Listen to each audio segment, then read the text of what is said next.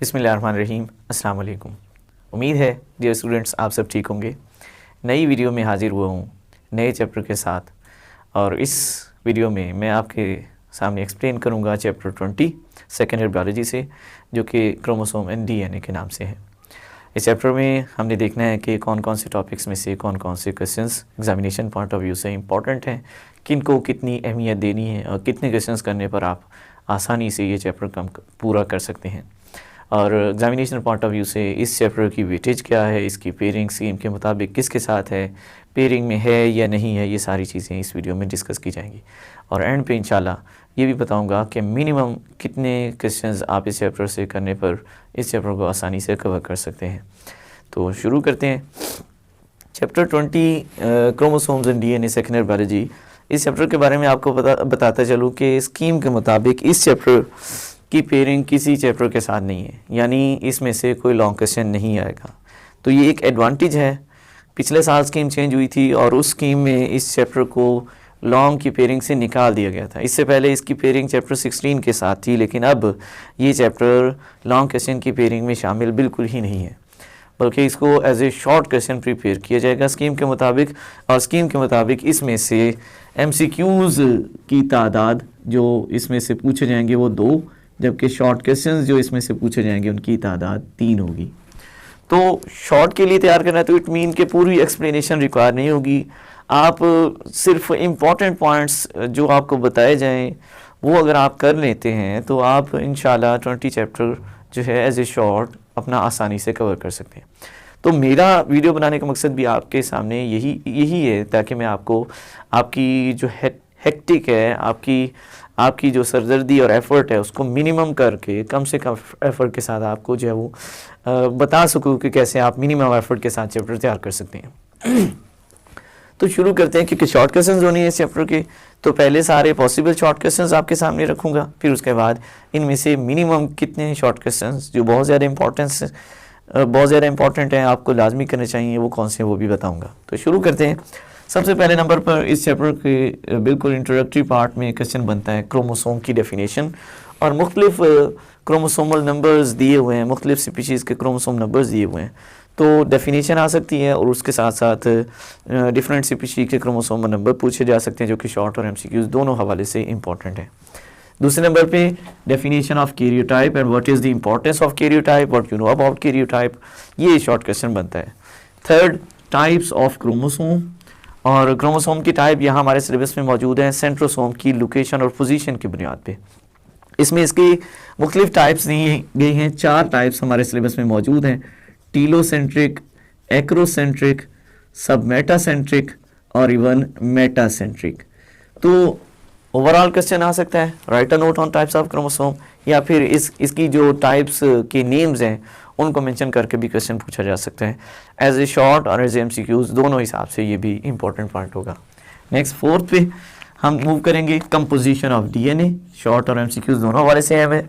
Next fifth question nucleosome की definition, what you know about nucleosome, define nucleosome, what is the composition of nucleosome, किसी भी हवाले से question आ सकता है। 6, Y histones are positively charge, ये भी न्यूक्लियोसोम के करीब पोर्शन मौजूद है, इसका आंसर वहाँ से मिलेगा। डीएनए की कंपोजिशन वाले टॉपिक में इसका आंसर मिलेगा। रीज़न पूछी गई है कि हिस्टोन प्रोटीन्स पर पॉजिटिव चार्ज क्यों होता है, इसकी वजह क्या है वो बतानी होगी। 7th बहुत इंपॉर्टेंट क्वेश्चन है, कंपैरिजन के तौर पे, डिफरेंस के तौर पे या फिर डेफिनेशन के तौर पे पूछा जाता है, हेट्रोक्रोमेटिन और यूक्रोमेटिन। नेक्स्ट 8th क्वेश्चन है एस स्ट्रेन आर स्ट्रेन, इनका डिफरेंस आ सकता है, इनके ऊपर नोट आ सकता है। इसी को R फॉर्म और S फॉर्म भी कहा जाता है। और bacteria as a heredity material topic से ये क्वेश्चन लिया गया, जिसमें 2 बैक्टीरियल स्ट्रेन्स के बारे में एक्सप्लेनेशन बताई जाएगी, और as a short as a comparison ये भी इंपॉर्टेंट पार्ट होगा। 9th definition of transformation and which person prove the principle of transformation, which person perform experiment on transformation, इस हवाले से भी क्वेश्चन बनेंगे। नेक्स्ट 10th ट्रांसफॉर्मिंग प्रिंसिपल, ये actually एक एक्सपेरिमेंट का नाम है जो डीएनए एज हेरिडिटी मटेरियल उस टॉपिक में मिलेगा। 11 Martha chase, Alfred Hershey Martha chase के एक्सपेरिमेंट्स या उनकी कंट्रीब्यूशन के बारे में कभी कभार क्वेश्चन आ जाता है, शॉर्ट नोट पूछा जा सकता है। 12 कंट्रीब्यूशन ऑफ PA11, जिसमें एक्चुअली डीएनए की केमिकल नेचर के बारे में एक्सप्लेनेशन दी गई और ये मिस्टर लेवन की कंट्रीब्यूशन थी, तो उस हवाले से शॉर्ट क्वेश्चन बनता है। 13 डिफाइन फास्फोडाइएस्टर बॉन्ड, डेफिनेशन पूछी जा सकती है, नोट पूछा जा सकता है, डेफिनेशन के साथ ड्रॉ करने के लिए कहा जा सकता है या फिर अकेले ड्रॉ करने के लिए भी पूछा जा सकता है, शॉर्ट क्वेश्चन होगा। 16 मॉडल ऑफ रेप्लिकेशन, एक्चुअली इसमें 3 मॉडल दिए गए हैं जो रेप्लिकेशन के प्रोसेस को एक्सप्लेन करते हैं। इसमें conservative model, semi conservative model और डिस्पर्सिव मॉडल है। तीनों में से कोई भी स्पेसिफिकली पूछा जा सकता है, इवन 2 का कंपैरिजन पूछा जा सकता है, किसी एक के ऊपर नोट या उसकी डेफिनेशन भी पूछी जा सकती है। 17 बहुत इंपॉर्टेंट शॉर्ट क्वेश्चन है, रेप्लिकेशन के प्रोसेस से लीडिंग लैगिंग स्ट्रैंड दोनों का कंपैरिजन पूछा जा सकता है, दोनों की डेफिनेशन पूछी जा सकती है, किसी एक के बारे में भी पूछा जा सकता है। 18 what you know about Okazaki fragments, तो ये ओकाज़ाकी फ्रैगमेंट भी इंपॉर्टेंट शॉर्ट क्वेश्चन है जो कि डीएनए रेप्लिकेशन से पूछा जाता है। 19 व्हाट इज़ अल्केप्टोनूरिया, ये एक डिजीज़ कंडीशन है जो जेनेटिक डिसऑर्डर है और ये भी एज ए शॉर्ट क्वेश्चन पूछा जाता है। 20 what you know about one gene one polypeptide hypothesis, ये क्वेश्चन बनता है, इसके बारे में पूछा जा सकता है, सिंपली इसके ऊपर नोट पूछा जाएगा। इसके अलावा 21 template strand, coding strand, template strand को एंटी सेंस स्ट्रैंड भी कहते हैं, तो टेम्पलेट की बजाय एंटी सेंस वर्ड यूज़ हो सकता है, कोडिंग को सेंस स्ट्रैंड कहते हैं, तो सेंस स्ट्रैंड का क्वेश्चन आ सकता है। इनमें से किसी का भी कंपैरिजन या फिर डेफिनेशन पूछी जा सकती है। क्वेश्चन आ सकता है कि what you know about template and coding strand, what you know about anti sense and sense strand, differentiate between template and coding strand, किसी भी हवाले से इसकी स्टेटमेंट भी बन सकती है। बहरहाल इंपॉर्टेंट शॉर्ट क्वेश्चन होगा ये भी। नेक्स्ट 22 है how protection of messenger RNA takes place, ये क्वेश्चन बनता है, या फिर how messenger RNA is modified, how travelling of messenger RNA is made safe, यानी कि क्या क्या चेंजेस, क्या क्या मॉडिफिकेशन या प्रोटेक्शन के हवाले से मैसेंजर आरएनए में क्या चीज़ें या कैसा बंदोबस्त किया जाता है, वो शॉर्ट क्वेश्चन होगा। नेक्स्ट 23 है जेनेटिक कोड, जेनेटिक कोड की डेफिनेशन पूछी जा सकती है, इसको कोडॉन कहा जाता है, तो सिंपली कोडॉन की डेफिनेशन उसके ऊपर नोट आ सकता है। फिर कोडॉन में फर्दर टर्म्स बनती हैं जैसे कि स्टॉप कोडॉन आ सकता है, इनिशिएशन कोडॉन आ सकता है, ये अलग से शॉर्ट क्वेश्चन बनता है, इनिशिएशन कोडॉन, या फिर universality of genetic code, universality of codon, इसके बारे में भी अलग से क्वेश्चन बनता है। तो 3 अलग क्वेश्चन बनते हैं जेनेटिक कोड के, जिसमें इसकी डेफिनेशन या फिर स्टॉप कोडॉन के बारे में पूछा जा सकता है, इसी तरह इनिशिएशन और यूनिवर्सैलिटी के बारे में पूछा जा सकता है। एमसीक्यूज और शॉर्ट दोनों हवाले से ये भी इंपॉर्टेंट होंगे।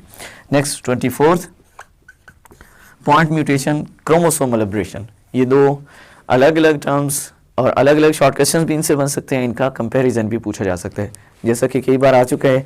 Right a note on point mutation, give some examples, या फिर पॉइंट म्यूटेशन के हवाले से कुछ एग्जांपल्स को एक्सप्लेन करें, क्रोमोसोमल एब्रेशन क्या है इसके ऊपर नोट दें, या फिर डिफरेंशिएट करें पॉइंट म्यूटेशन क्रोमोसोमल एब्रेशन के दरमियान, तो इस हवाले से भी क्वेश्चन बनते हैं।